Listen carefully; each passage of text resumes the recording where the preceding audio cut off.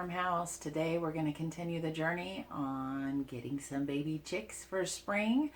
I have been collecting the eggs for 5 days now, and have been candling them to make sure that they're fertilized. And now that I have a bunch of fertilized eggs, I thought I'd bring you along as promised to put them in the incubator. So I am using a Farm Inventors Pro Series tabletop model 425C for those of you interested.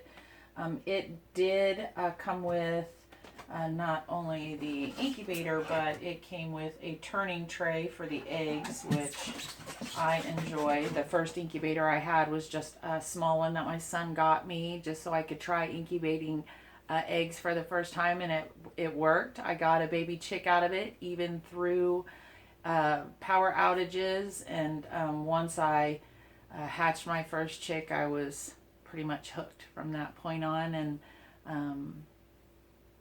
got the big incubator last year, and been incubating here on the farm since with this one. So I'm still learning it.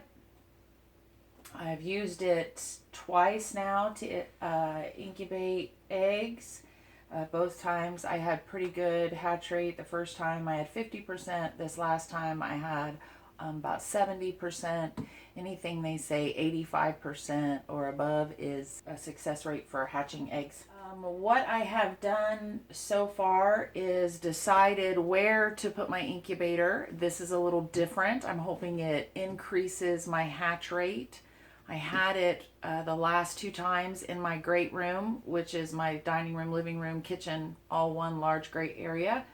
And I think that because of the in and out and cooking in the kitchen and all of that, the humidity didn't regulate as well as it should. So this time I'm putting it in the bedroom, and we'll just have to literally my bed is like right there. You're on it.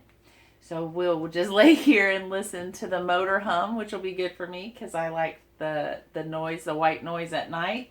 And then we'll hear the baby chicks peeping and be able to see them as they come out of their eggs.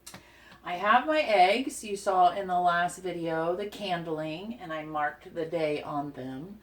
Since then, I also have gone on and marked the breed of bird, because I do have a Jersey Giant flock that I keep separate and true to its breed. And then I have a Barnyard flock, or a mixed breed flock, I like to call them. We actually call them the little birds because the Jerseys are so heavy and big. And I have a mix of those. So those will be a Jersey Giant rooster. And then I have Americana, a few of those. I have some olive egger. I have cuckoo marans. And a bird, I don't know what it is yet because it was given to us, and we call her Roadrunner because she looks like Roadrunner off of the Coyote and Roadrunner. But I will research that and get what that breed is here soon so that I know.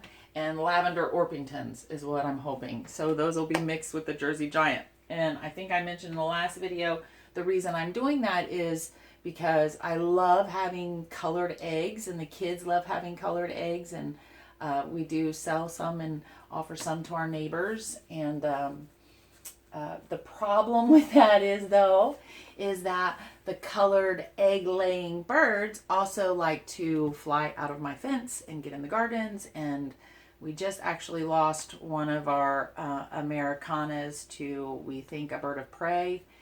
And because she was outside of the coop at night and didn't make it in by sundown when we closed up the coop, and we looked for her and couldn't find her, and we think she got taken in the morning when she was coming back to the coop. So we're kind of sad, but so I actually have a few of her eggs in here, so I'm hoping they hatch so that we can kind of keep her on the farm.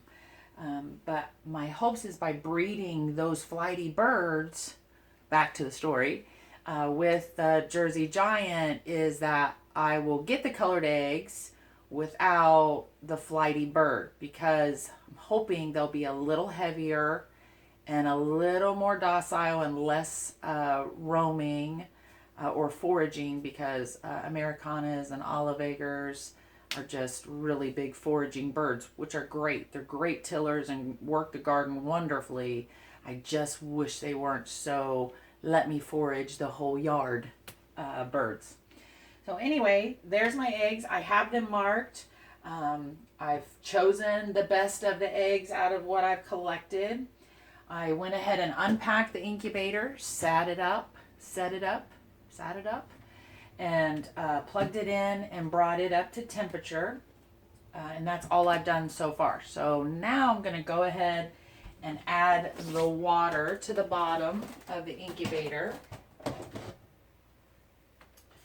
Go ahead and take the turning tray out. See if I can create a leaning tower of Pisa here. And in the bottom of the incubator, there are tunnels for the water to go. Let me show you here. Get my tray. So you can see the tunnels. Believe it or not, it is clean, I promise. In there, and that is where I'm going to put the water. Now there's two sets. There's a large set with 4 tunnels in it, and then there's a 2 tunnel set on one side. So this smaller side, you do not want to fill up with water when you first put your eggs in. That is for like the last 5 days. You'll want to increase your humidity a little bit, and putting water in that side is how you'll do that. This side is the large side. This is more or less for regulating your humidity. So when you first start out, you're going to want to go ahead and just fill that up. These models do have overflows on them. So if you do overfill it, it will leak out on whatever surface it is setting on. I can speak from experience. So once you fill it up this way, from this point on, obviously there's going to be little babies growing on top of there. So you're not going to want to lift all of this up to fill. So you will actually need a turkey baster. These models have fill holes on either side here, and you just pull a plug and fill from the side with a turkey baster. Ooh, it's raining. I can hear it outside. So I'm going to go ahead and put the egg turner back in, and I'm going to go ahead and place my eggs in now. I'm just going to do that gently and gingerly. They go with the smaller side down. I mentioned that also in the candling video. And that is so the air sac stays at the top flattest portion of the egg. I have been rotating these eggs also. I've been doing that a few times throughout the day. You want to keep the eggs you're collecting in a constant state of rotation so that the yolk doesn't adhere to the outside of the egg. If the egg is laying stationary in one spot, the yolk can settle to one side and it will actually adhere to that shell. As the shell loses moisture, it will adhere to the side, and you'll lose your babies before you ever even get started. That's kind of why this incubator was right for us, because it has the automatic egg turner in it. You don't have to worry about constantly rotating or turning your eggs.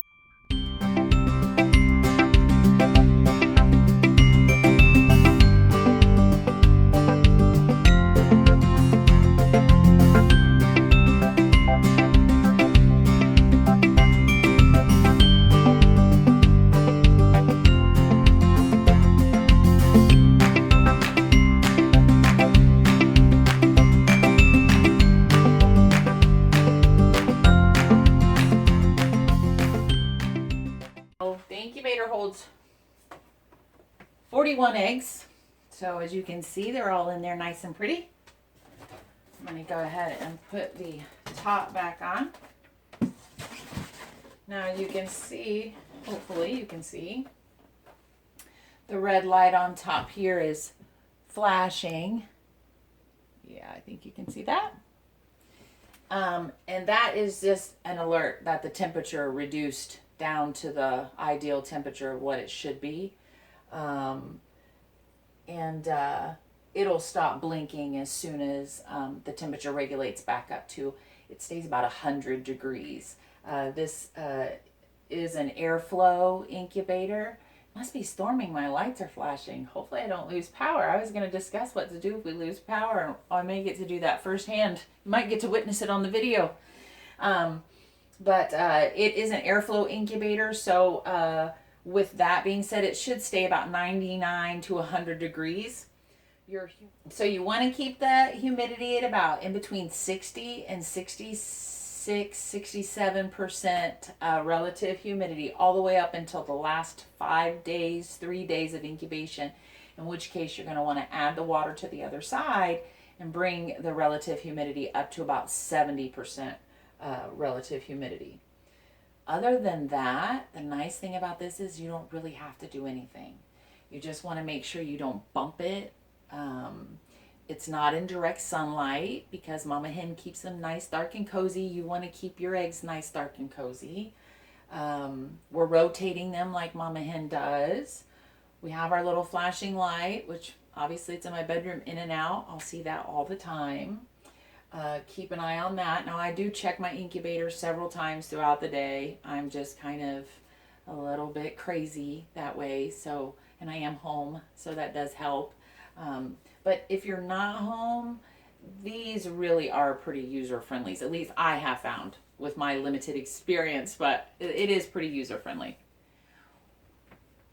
Good note is when you are incubating eggs, know that you don't count today as day one. I put them in today. Day one will actually be tomorrow at this time. I will have a day one incubation. And then on day 21, 2022, I should have chicks. I say that because we've been collecting for 5 days, rotating for 5 days. We know we have fertile eggs. So they are developing. I did not have them in the fridge. I had them in nice cozy temps here in the house.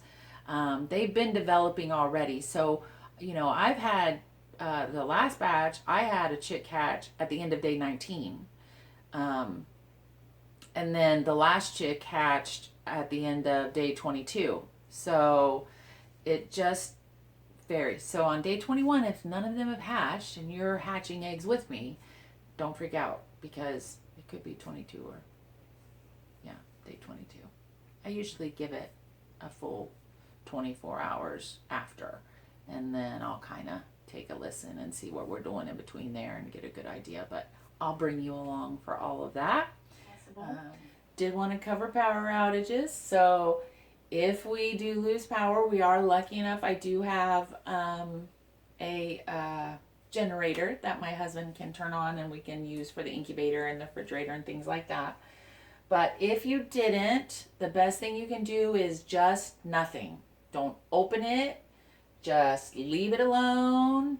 Cross your fingers and pray the power comes back on, and just get your humidity and your temperature back as fast as you can.